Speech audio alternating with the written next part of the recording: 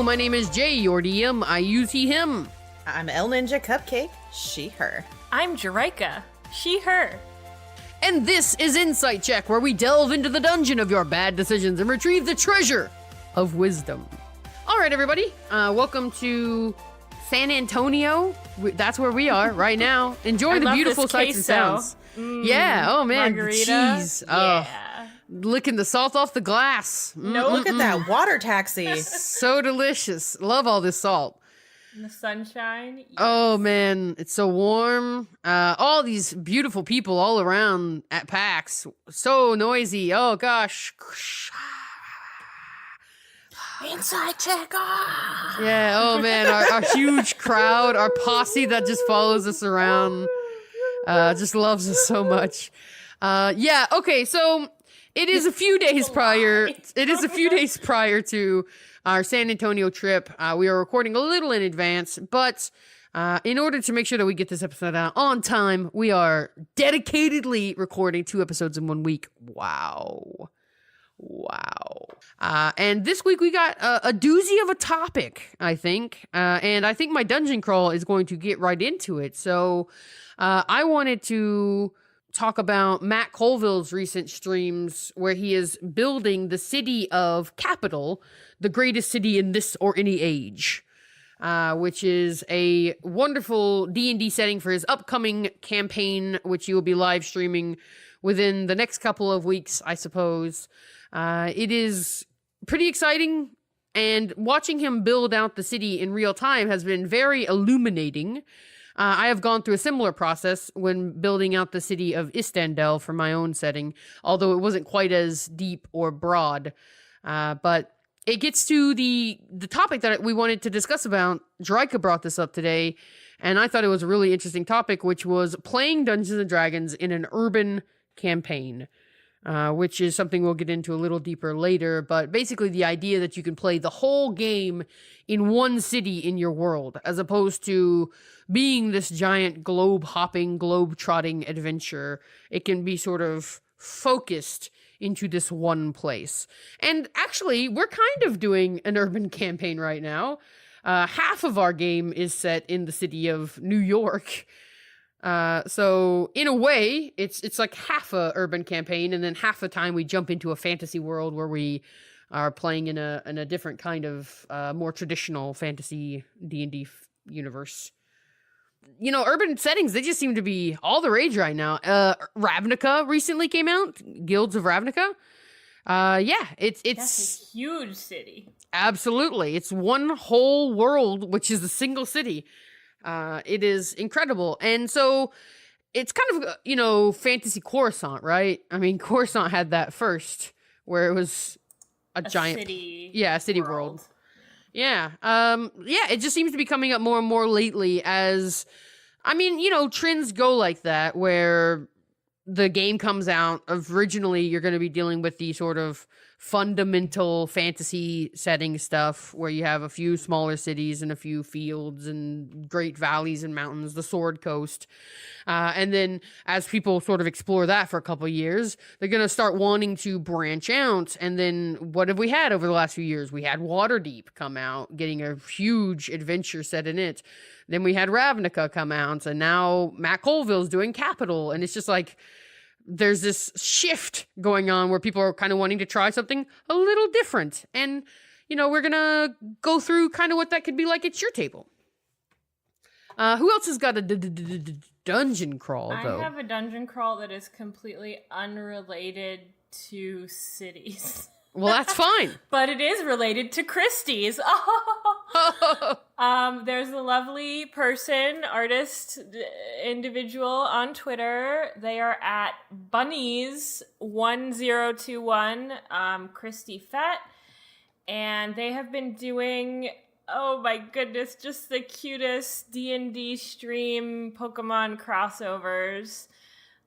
They did Waffle Crew, they did C-Team, they're doing Critical Role now. I'm hoping there'll be other ones, but it's just pairing like a member of the party with a Pokemon. Oh my goodness.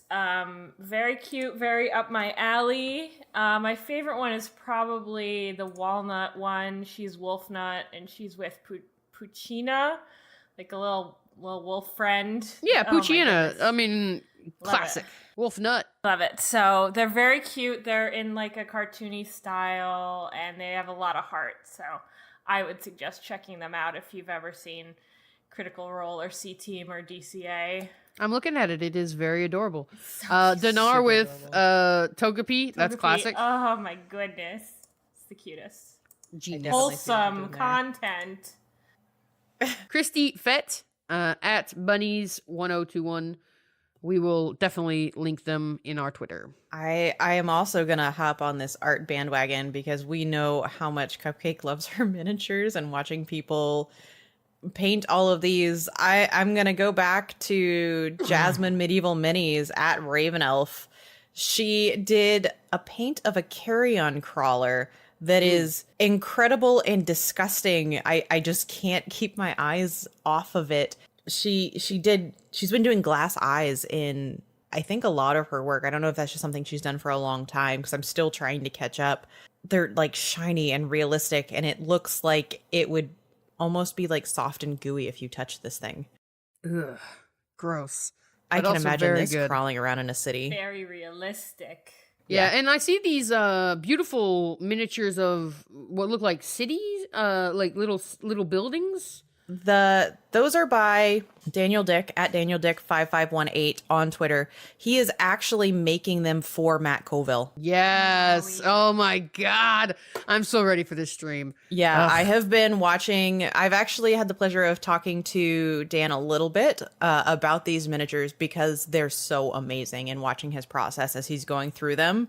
Oh, they're incredible. I'm looking at this and it looks like somebody took a real Victorian manor and just shrunk it. Yeah, there are different levels. Like they come apart in different Ugh, levels, and he's got ones where disgusting. like, oh, it's ridiculous. You guys need to go check out Jasmine and Daniel. For sure. And if you too would like to own city miniatures, Dwarven Forge does a fine range of city miniatures that you can purchase for a couple $100. But you know, if you got it laying around and you really wanted a city miniature, Dwarven Forge does do those as well, and they're pretty high quality. And they actually stack up as well. They're not custom made to order Daniel Dick 5518s, but they're pretty good. And you Oh, I should. wonder how long it takes to do They're all these. passable. They recently did a sewers expansion for their city set, which is really incredible. Just like the fact that you could have a multi-layered building, a city street, and then a sewers below it just blows my mind. Some people really get to live the D&D life. And you It's know, like city engineering, but like mhm. on a small scale. That's crazy. It reminds me of those people who make the train miniatures. Like it's Yeah. kind of like that in the D&D space. Like really, there's room in this hobby for anyone. If your love is making tiny towns, there's space in D&D for that. This is like that Matt Damon movie, but they did the Matt Damon movie wrong. They should have just shrank him and put him into this world. Yeah, it's true. I mean, shrink me, put me in these Dwarven Forge mini cities. I would love it. Yeah, and we'll definitely link all of this stuff on our Twitter. So definitely check out that Inside Check Pod if you want to see all these beautiful minis posted up. And if you don't see them posted up, at me so that I can do it. So with that, we will move from dungeon crawl into our cues from A's segment. So we're going to start off with a general cue, which we will be answering by also sort of introducing the topic at large, which is from user Astral Marauder MJP on RD&D, which is, has anyone held an entire campaign in one large city? So I had the idea of just keeping an entire campaign held in one large and expansive city with lots of bizarre and interesting characters that the PCs would either befriend or antagonize depending on actions taken and people allied to. The question goes on, but you get the idea. This is basically them asking, has this ever been done? The short answer is yes. The long answer is the rest of this podcast. Yeah, I mean, yes. One large city campaigns have been done since pretty much the beginning of D&D. Waterdeep is actually just a person's city campaign that they grafted into the Sword Coast as an adventure or as part of the Sword Coast. And that's kind of one of the benefits of the Sword Coast and Faerun, and one of its weaknesses is that it is a lot of individual pieces of campaigns that have sort of been merged into one setting. So it's got a lot going on, and some of it kind of conflicts, or some of it may even be too deep, like unnecessarily deep. But all of that adds a sort of weird richness to the setting as well. Like you can always find something just rife for an adventure in the Forgotten Realms. But yeah, I mean, Waterdeep, many a campaign has been held entirely in Waterdeep. Many a campaign is being held currently out of Cholt's Port Nyanzaru. It helps you, like, refine your scope a little bit, because when you have your whole world and it's a globe-trotting adventure, every place is sort of one thing. So this is the desert city, and this is the jungle city, and this is the orc city. Whereas if you have a city campaign that's held in one location, then you get to really know that city, and you get to really kind of become intimately familiar with it. And it can kind of offer a different perspective. It really pulls in the focus and lowers the stakes, but also makes them way more personal. I think it's really interesting. But I really enjoy when I'm playing in a city to be able to interact with the NPCs, because you had always done an amazing job, Jay, with creating these really interesting NPCs. It's not true, but I appreciate you saying it. It is true. It is true. And then when you would play with someone like Jerika, who would pick a random one. Mm-hmm. Just be like, I want to get my teeth changed in this city. It's like, all right, now I've got to make a teeth changing person. Thing for Ban. It's fine. No, I mean, it's just like, but like, that's the kind of the joy of a city, right? Is that there are things there that you maybe wouldn't get in the wild, in the wilderness. And NPCs are definitely a huge part of what makes cities so attractive to roleplay in. Tons of people. Is it more difficult as a DM to keep your campaign in one city? I think in a way it's easier, because you're getting to reuse those connections that you've already established. And really, once your players have sort of a base of operations, then they're pretty much going to stick to one part of the city with a few locations that they frequently travel to. So even if you have a massive city, you're only going to be using a chunk of it most of the time. So I think that it can be easier in a lot of ways. And because it's only one city, there's only one kind of set of politics. There's only one kind of set of leadership. And that all makes it a little easier for you as the DM to keep track of where everybody is, to keep all those plates spinning. That makes sense. Yeah, but it's also, I guess, the difficult part of running a campaign in one city is that you have to make that city interesting enough for people to want to stay there. It can't feel like it's smaller to the players. It can't feel like it's a toned down adventure to the players. It still has to feel like a grand epic fantasy. And coming up with that sort of thing that fits within a city and doesn't decimate it on page one is going to be sort of challenging. So it can be a little bit of a challenge in that respect. But at the same time, like, now you only have to worry about one king and one set of evil counselors and so forth and so on. The most recent game I ran was in Waterdeep, and I have to say that running in an already established city I find very easy, because there's maps out there, there's names out there, especially for taverns and inns and things, and even the wards have names, so it's easy enough to say, oh, we're in the North Ward, we're in the South Ward, we're in the Trade Ward. And they know, like, the players have some idea of, oh, we're actually in Waterdeep. That's awesome. Yeah. But I do personally like to keep my scope a little smaller than Jay does, generally. So I had an interaction that was going on between a business person in Waterdeep and Shemeshka, and they got involved through treacherous NPCs, and they kind of explored that relationship and what was going on there. So that was kind of like the the bounds of the adventure for me was that kind of theme. I'm a little scared to just like let players go in a city because I'm that player who will ask for the dentist that you never think you would have to need. So yeah, I like playing in cities, especially ones that other like your players are familiar with. Yeah, I mean, there's that sense of legacy and heritage when you play in a city like Waterdeep. There's that sense of like, this is Waterdeep. I'm getting to contribute to that long legacy of this mystified place, Waterdeep, that's always existed in D&D. I mean, it doesn't necessarily work so much on people who don't know D&D very well or haven't ever been engaged in the Faerun products, but there is a certain sense of like, this is an ancient and deep place, and there are many mysteries here, and many adventures have been had, and I am not the biggest fish in this pond. Like, there are high-level adventurers here who could put me down in a single instant if I go out of line too much. That maybe you don't get if you're playing in just the normal backwater town that you start most D&D campaigns in. I would say if you're going to start a city campaign, though, one of my favorite tricks, and Matt Colville seems to be using this as well, is that you start outside of the city and you have getting to the city be a part of the city adventure.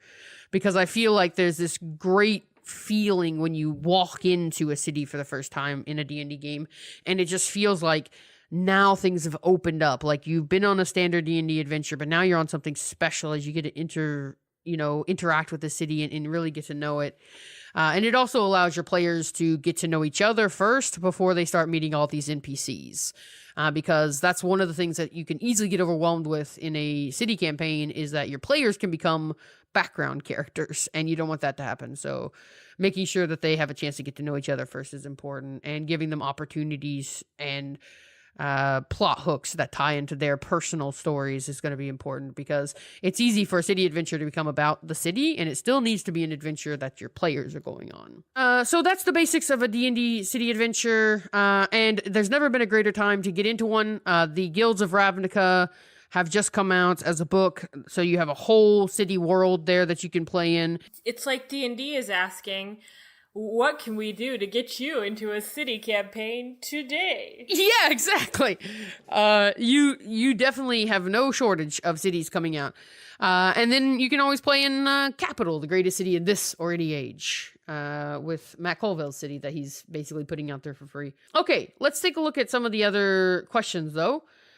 We have had a question for a while now that we took a little while to get to, from No Tom Toulouse.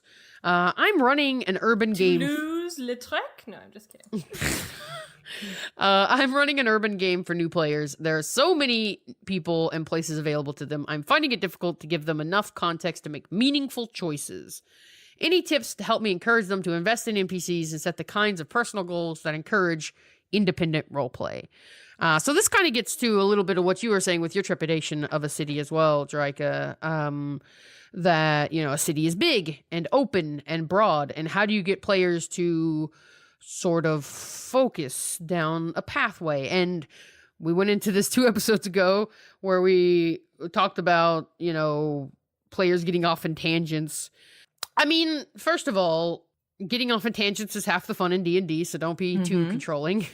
Let them get off in tangents. The worst thing that can happen is they get off in a tear. They are truly well and out of your comfort zone. You feel like you've lost the control of the session, in which case you just say, okay, everybody, let's get lunch. Let's get dinner. Let's go eat for 5 minutes. Give me a few minutes so I can gather my notes, and then we'll come back. And then you just sort of think about where you're going and where you are, and how to resolve whatever situation is going on. And you just get back into it. You are always allowed as the DM to just step away from the table for a minute. Just take a minute, take a breath. You do not have to sit there and perform on the edge of your seat. I quite like doing that. I quite like riding the edge of a situation and laying down the tracks in front of the cart and just sort of going with whatever my players are into, because I feel like there's a certain energy in that. It's sort of like, I guess, being an improv actor, where you're just like really riding the energy that your players are putting out and just sort of going. But if you don't feel comfortable doing it, you don't have to. You can just take a break, and your players will gladly go to the bathroom and eat a sandwich and come back and play a little more D&D. But yeah, so how do you give them choices to meaningfully invest in, how do you give meaningful choices, and how do you get them to invest in NPCs? Those are sort of two different questions, but I think they're both important. Well, there's another one in there too. Are the decisions meaningful because he perceives them to be meaningful, or are they actually meaningful to the players? That's fair. That's absolutely fair. Because sometimes as a DM, you have an idea of how things should be going, and your players are going off in a different tangent, and you feel the need that you need to pull them back on track, but maybe you don't actually need to pull them back on track. Maybe the track that they're on is the one that they want to be on. And what you need to do is figure out how to put your content in what they're currently interested in. Yeah, and maybe they are just absolutely having the times of their lives. A Yeah. lost dog, perhaps. Yeah, absolutely. I have used this trope. But how would you get your players to invest in an NPC? Like what about an NPC would make you want to interact with them over doing everything else that's available to you in a city? I tend to use characterization and uniqueness. One of my most popular NPCs is 20. I use her a lot. She comes across as very naive, but she is not. And so I think like the players find her compelling because they think that she is like she needs help, or she needs them. It's that kind of like, oh no, oh, I'm a damsel in distress, but she's not. And so once they kind of see her game, I think that they see her as more complex, and it kind of draws them in more. So that's like characterization. So the way that I play her at the table, I think, is compelling. And then uniqueness, it's like, oh, it's a human fighter. Like, for me, that's not that's not interesting, but it's like, the more specific you can get, oh, it's a human fighter and they're missing the last two fingers on their right hand, and they don't seem like they're super comfortable wielding their sword in their left hand that you can see while you're observing them, and they're missing, and they carry around a leash and a collar with no pet in it.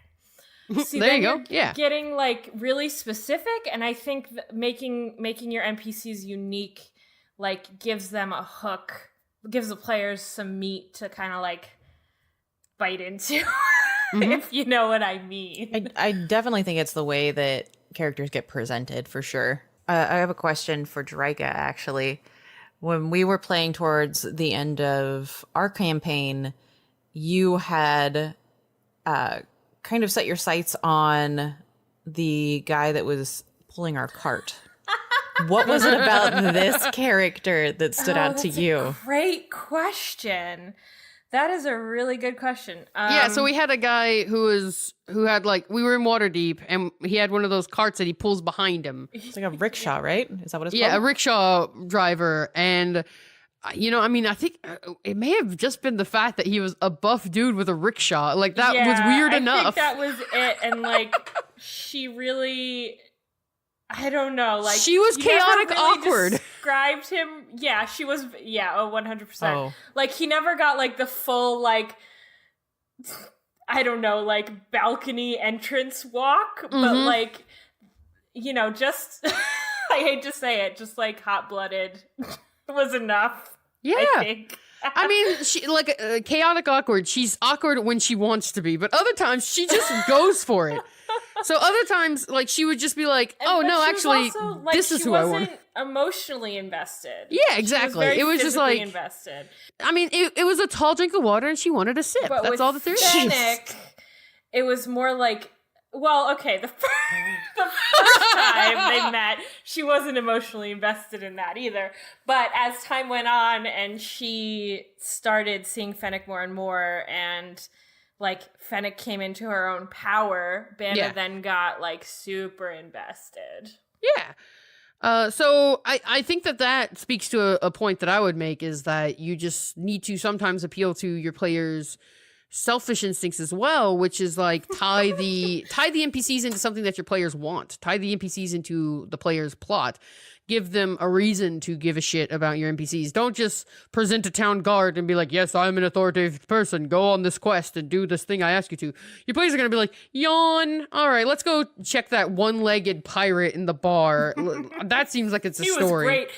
Yeah, he had a great accent. The ones that you like come up with on the fly that like you just like no, what's the word? Like, yes, and one too far. Mm-hmm. Like, you just add one more extra thing onto. That's the one that they love, because, like, you're just, like, going with it. Yeah, because it's what players respond to is this sense of freedom and choice. And players don't like, generally speaking, they don't like when you impose something on them that doesn't seem fun to them. It doesn't seem like something they chose, doesn't seem like something they wanted to do. It just seems like something you're telling them to do. And they kind of, I think that players kind of rebel against that sometimes. A lot of times they'll go with you because they want to play D&D, but you shouldn't lean on that too hard. You should give them NPCs that you've given interesting quirks to and made interesting and made relevant to your players, because that's going to work better.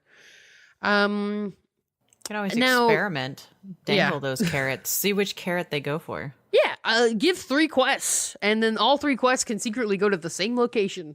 You know, if you give 3 hooks and from 3 different NPCs, and then you let them choose, and then you can just put the same ending on all 3 beginnings, because you have that power as the DM. So they get this feeling that they made important choices, but you didn't have to prepare 3 separate entire adventures. Or you give 1 session for choosing the hook, and then the next session, between sessions, you plan out what the hook leads to. So that way you don't have to sit there and prepare all this material that you're maybe not going to use. You just prepare on 3 interesting adventure ideas. Your players choose which one they like, and then you end your session on that. And then the next week you pick up from there with the now planned out adventure. I don't work harder, work smarter. Especially, that's true of any campaign, not just a city campaign, but especially in a city campaign. Last thing that we had here was, how tolerant are humans in your D&D game of others? Are they accepting of the other? Are they willing to host elves, dwarves, halflings? How about tabaxi, tieflings, half-orcs? How about even more exotic, like good beholders or mind flayers? This is from Law Dog Strikes on Twitter. So when you get a city, you have a lot of different races interacting, races, classes. Yeah, and everybody. A city campaign should generally be like an exceptional city, because you're going to want a lot of stuff for them to uncover. You don't want it to just sort of be like a one-horse town. I mean, you could make that work. The C team has spent an awful lot of time in Red Larch. But it's interesting because I see Red Larch for the C team as their whole base. Yeah, like the whole city is kind of their base. That's true. Yeah, and so like, from that perspective, it almost makes more sense. And then they can go off to Westbridge or wherever they need to go, Neverwinter, Waterdeep, whatever. Yeah, but for the most part, we want larger cities for these urban campaigns, so there's lots of nooks and crannies to get lost in. As far as tolerance goes, I think it depends on the city and the DM, what you're expecting. I think if it's like a Thayan city, for example, there would be different things going on. And, it all depends. I think a lot of the like Forgotten Realms cities on the Sword Coast are pretty open as far as tolerance goes. I think that a diverse city lends itself towards a more broad set of adventures and types of adventures. The more you kind of narrow down the races that are allowed in your urban campaign, the more you're sort of restricting the sorts of adventures that your team can go on. Do you think there's a difference between a city like Neverwinter and a city like Silvery Moon? What would you say like the biggest differences are? So Silvery Moon is a gigantic city of elves in the Forgotten Realms. Is that correct? Yeah. Okay. So yeah, I mean, you have like a city of mostly elves, high elves, especially. So you're going to be dealing with sort of the internal politics of these elves. You're going to be dealing with elven society quite a lot, learning a lot about how to interact with elves in a way that they would appreciate. If you're playing a non-elf, then you're going to sort of be starting in a disadvantaged situation, more so than you would be in a more diverse city, because you've got to sort of prove that even though you're an outsider, you're still worthwhile to deal with. So it kind of gives you that outsider feeling. It puts you sort of on your back leg from the start, and it maybe hones in on the politics of the setting and the specific relationships, because you're dealing with only one exclusive group as opposed to the interactions of many different groups. Yeah. So it's if a city campaign is a hone-in of a world campaign, then a city campaign in a city that is only one race is kind of a hone-in on that. So it's sort of really narrowing down your focus. If your setting is mostly humans with just a few dwarves and elves, then you expect to deal with, human politics and human bandits and human nobility and those sorts of things. Yeah, you're just sort of narrowing your options. If I remember correctly, in Princes of the Apocalypse, there were some very specific rules about certain cities, and if you weren't human, you had to like pass or something. It was very interesting. Yeah, because they're a little untrusting of like tieflings and stuff like that. Yeah. And I think that that's something you can explore in D&D. It talks a lot to, inclusion and othering and all that kind of stuff, oppression, which I think are good ideas to explore. You might not want to in your D&D game, but you might want to, and it could be a good learning experience. And you could just have players like me that see it as a challenge to try and get around. Yeah. Yeah, I think the tolerance in your city is going to vary wildly depending on the tone of the campaign. I generally tend to run a pretty diverse, eclectic city. I like a city that is going to have pretty much every race represented in it in some slum or suburb, just because I feel like that offers the most opportunities for different kinds of adventures and different kinds of NPCs, so it never gets too samey. If you think about Port Nyanzaru, there's a lot of interest just built into the fact that it's like a cosmopolitan city on the water, and it's got a lot going on just from that. Like I think Port Nyanzaru is just really compelling in its diversity. Yeah, I think so as well. One other thing we wanted to draw some attention to was a tweet that went out, which was asking about people's favorite tips for coming up with names for places and NPCs. Looks like Emma Hansen at MK Hansen, researching / creating more on-the-fly tavern, bar, and inn names for my game. One of my favorite things to do is to cruise through the streets of cities I love on Google Maps and tweaking the names of taverns and bars I come across. How do you come up with names? And the whole thread is a goldmine of interesting name ideas. How to name cities, locations, NPCs, and stuff like that.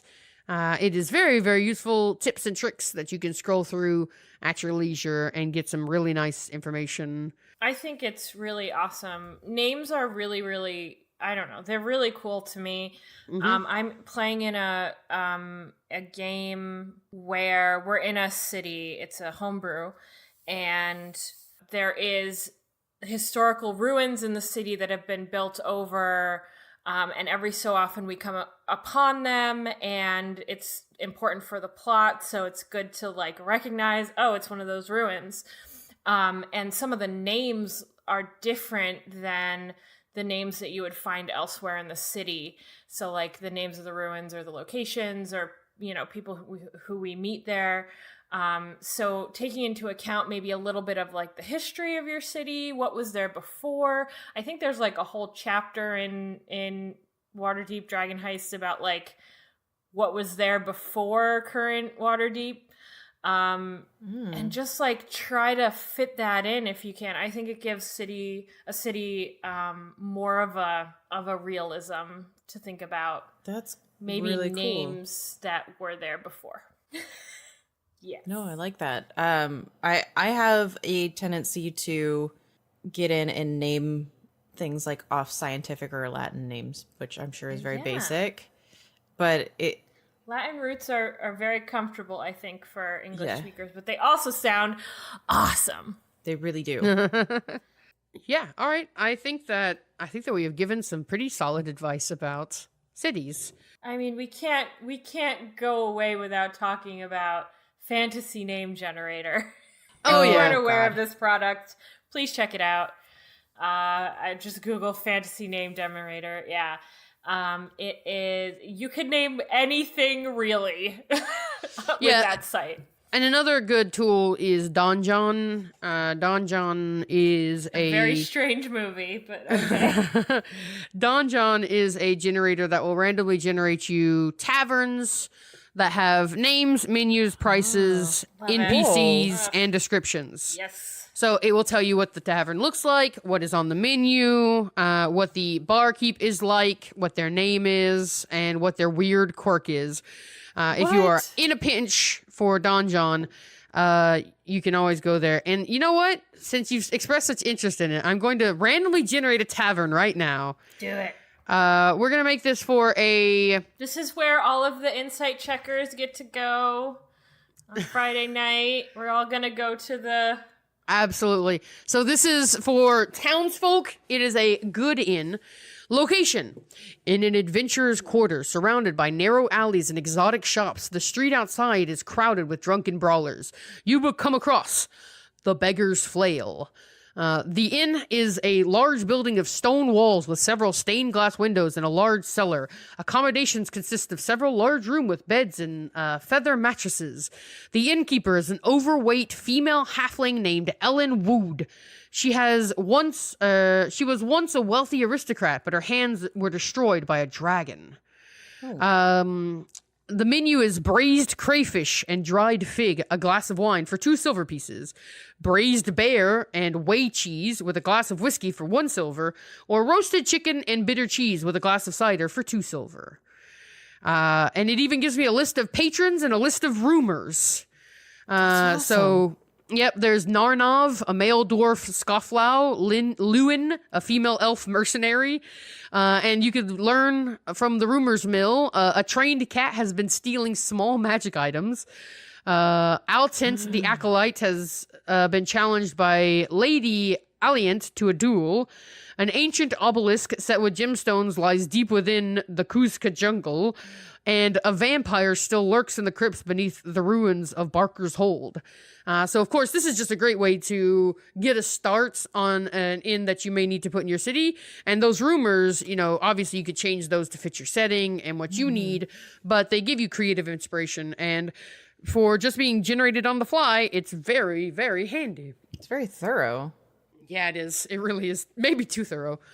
Abin, the female human servant. Evil. Abin is rough in appearance with white hair and green eyes. She wears well-made clothing and riding boots. Albin seeks a company of adventurers to find and capture an escaped goat. Nice. Very She's good. evil, but she's worried about her goat, She escaped from Big Trouble in Little China. Sacrifice it in her next ritual. Oh my Lord. She is on a goat. time crunch and needs that goat now. Okay, I'm good. Okay. Bad. All right, so with these tools, you should be able to get your start. And do not be intimidated by City Adventure. It is a fun way to play D&D, and it is a great way to sort of narrow down the focus of your world to one location.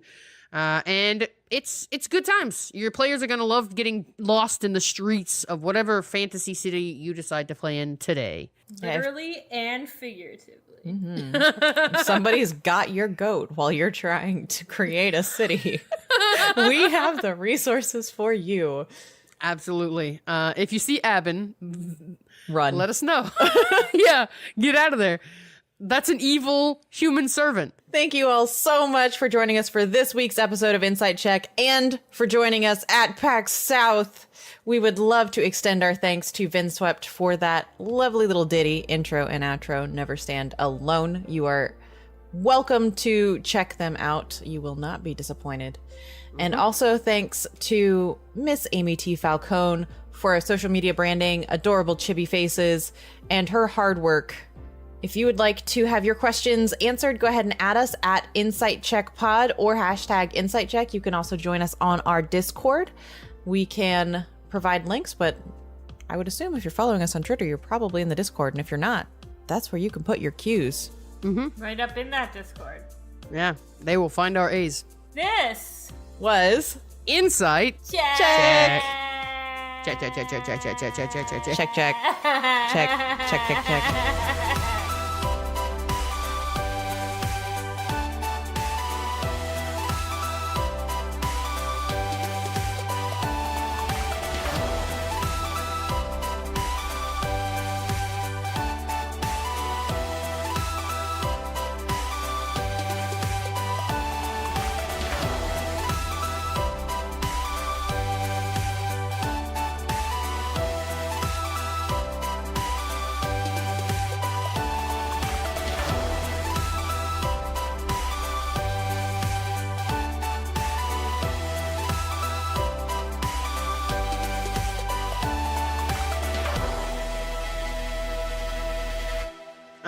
It does not say.